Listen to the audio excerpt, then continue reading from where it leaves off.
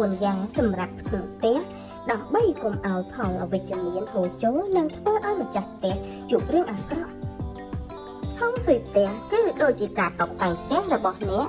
ដើម្បីបង្កើននូវភាពរស់រវើកដោយការរៀបចំរបស់របរផ្សេងដោយល្អឥតខ្ចោះដើម្បីឲ្យធម៌ពលក្នុងផ្ទះអាចហូរបានយ៉ាងល្អហុងស៊ុយល្អនឹងធ្វើឲ្យម្ចាស់ផ្ទះមានអារម្មណ៍ធូរស្រាលរស់នៅដោយផាសុកភាពការងារកាន់តែកាក់កបនិងរលូនទៅមុខប៉ុន្តែយ៉ាងណាក៏ដោយផ្អែកលើតាមជំនឿហុងស៊ុយនិងរឿងមួយចំនួនដែលយើងគួរជៀសវាងដើម្បីកុំឲ្យម្ចាស់ផ្ទះជួបនៅរឿងក្តៅក្រហាយនិងមានផលអវិជ្ជមានហូរចូលក្នុងផ្ទះរឿងដែលយើងគួរជៀសវាងនោះគឺមាន4ចំណុចទី1យើងមិនត្រូវទុកវត្ថុដែលនៅសល់ពីអ្នកស្លាប់យកមកប្រើប្រាស់នោះទេឬក៏យកមកតុបតែងក្នុងផ្ទះនោះឡើយ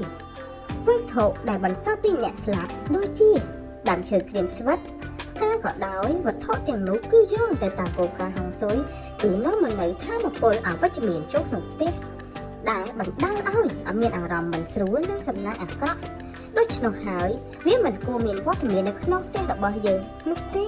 ជាពិសេសការប្រើប្រាស់របស់អ្នកដែលស្លាប់ហើយដូចជាខោអាវស្បែកជើងនិងវត្ថុប្រើប្រាស់ផ្ទាល់ខ្លួនរបស់អ្នកស្លាប់នោះឯងដូច្នោះហើយយើងគួរជៀសវាងទុកនៅវត្ថុដែលស្លាប់ឬក៏របស់ដែលសល់ពីអ្នកស្លាប់នៅក្នុងផ្ទះឬក៏យកមកប្រើប្រាស់ផ្ទាល់ខ្លួនចំណុចទី2សភាពក្នុងផ្ទះរញ៉េរញ៉ៃបែកខ្ញែកនៅពេលដែលក្នុងផ្ទះមានភាពរញ៉េរញ៉ៃគឺប៉ះពាល់ដល់ក្បួនហុងស៊ុយជាខ្លាំងយើងត្រូវតែរៀបចំផ្ទះឲ្យមានបរិយាកាសភ្លឺស្អាតនិងជួយបន្ធូរដល់អារម្មណ៍និងការរៀបចំផ្ទះឲ្យមានសណ្ដាប់ធ្នាប់ដើម្បីឲ្យមានថាមពលវិជ្ជមានហូរចូលក្នុងផ្ទះទៅវិញបើយើងទុកឲ្យផ្ទះរញ៉េរញ៉ៃឧបទ្រពនឹងមានភាពងងឹតមានក្លិនមិនល្អហើយវត្ថុដែលប្រើប្រាស់ក្នុងផ្ទះទុកដាក់មិនមានសណ្ដាប់ធ្នាប់ឬក៏វាខ្ចាត់ខ្ចាយពីវាពីការគឺវាហ៊ានភាពរារាំងលំហូរនៃថាមពលល្អឬធ្វើឲ្យម្ចាស់ផ្ទះមានអារម្មណ៍ថាមិនស្រួលនិងវាងាយស្រួលនឹងមានប្រកាសភាពតានតឹងចូលដល់ក្នុងផ្ទះលើសពីនេះទៅទៀតការដាក់គ្រឿងសង្ហារិមដែលមានទំហំធំពេកឬក៏តបតែងច្រើនខ្លាំងពេកវានឹងធ្វើឲ្យបន្ទប់មានភាពចង្អៀតនិងមានភាពងងឹតហើយធ្វើឲ្យការរស់នៅគឺមិនសុខស្រួលនោះទេកត្តាទាំងនេះគឺវាអាចប៉ះពាល់ដល់សតិអារម្មណ៍របស់ក្រុមគ្រួសារទាំងមូលផងដែរចំណុចទី3យើងគួរចាជៀសវាងក្នុងការប្រើប្រាស់វត្ថុដែលខូចខាតឬក៏បែកបាក់យោងទៅតាមក្បួននៃគោលការណ៍ហុងស៊ុយវាសំខាន់ខ្លាំងណាស់ក្នុងការប្រើប្រាស់វត្ថុដែលខូចខាតនោះមានដូចជាស៊ុមរូបថតចានកែវឬក៏របស់បែកបាក់ផ្សេងព្រោះវាគឺជានិមិត្តសញ្ញានៃភាពមិនល្អឥតខ្ចោះនិងថាមពលអវិជ្ជមានដែលប្រមូលផ្ដុំនៅក្នុងជីវិត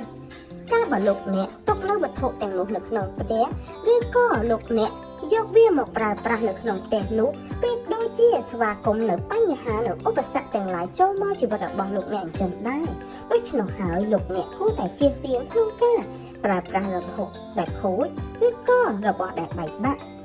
ចំណុចទី4គឺជាចំណុចចុងក្រោយត្រូវជៀសវាងដាច់ខាតក្នុងការដាក់កញ្ចក់ក្នុងទីតាំងដែលខុស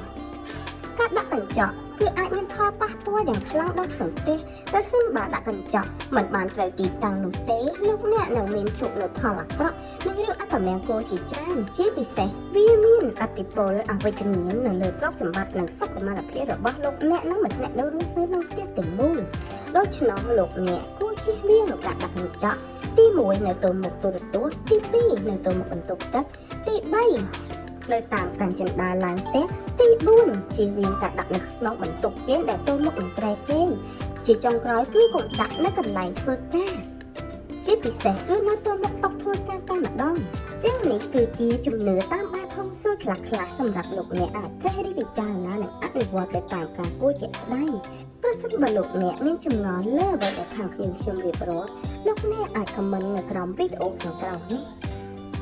ជាចុងក្រោយសូមអរគុណសម្រាប់ការតាមដាននៅវីដេអូរបស់យើងខ្ញុំនិងសូមជួយ Subscribe និង Share នៅវីដេអូរបស់យើងខ្ញុំដើម្បីទទួលបាននូវវីដេអូផ្សេងៗទៀត